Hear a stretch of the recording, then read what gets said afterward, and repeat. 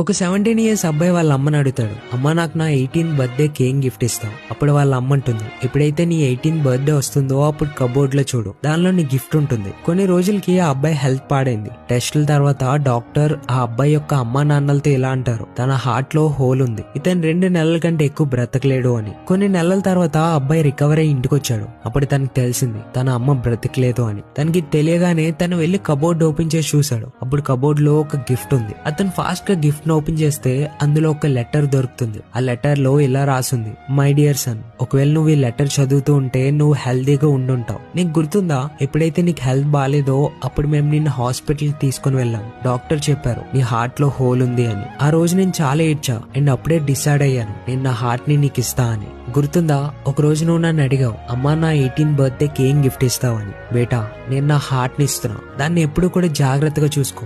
Friends, ఒక అమ్మ ఎందుకే చనిపోయింది? ఎందుకంటే